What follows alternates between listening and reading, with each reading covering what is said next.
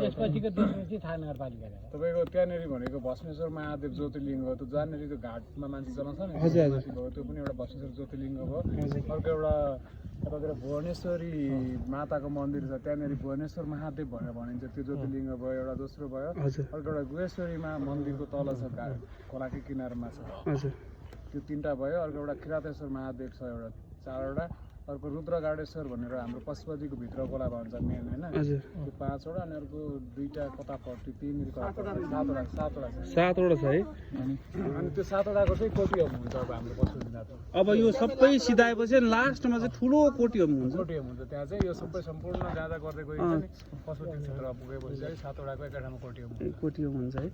भनेपछि यसमा चाहिँ तपाईँहरूको जौ भयो, अनि त्यसपछि यही तिल जौ तितेपाती त्यति मात्रैले हवन गर्नु, हवन गर्ने भयो होइन। घिउ पनि छ। घिउ त अब घिउ त अनिवार्य हवनमा चाहिहाल्छ।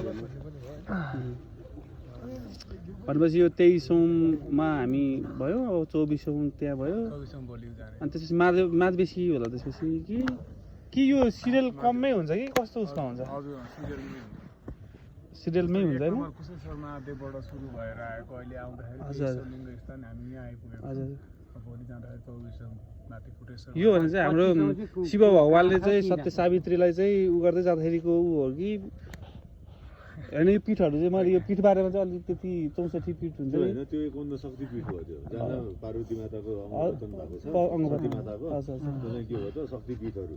शक्तिपीठ कामारू कामाख्यादेखि लिएर हजुर ठाउँ ठाउँको छ नि, त्यो सबै शक्ति पीठहरू भयो। हजुर जस्तै हाम्रो गुजेश्वरी भए, अनि यसमा चाहिँ 2टा 3टा, जस्तै गुजेश्वरीको गुजेश्वर र उसको सिद्धेश्वर र ऊ चाहिँ अब शक्तिपीठ त्यहाँ पर्यो हजुर होइन।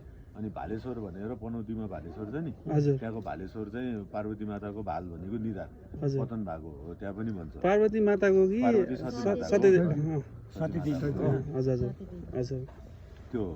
अनि अब त्यस्तै अरू कुइनो खसीको कहीँ छ, हजुर। शैलेश्वरी छ। त्यो सबै नेपालमै होइन, नेपाल मात्र होइन, भारतमा भारतमा त्यो शक्तिपीठ। यो चाहिँ के भयो त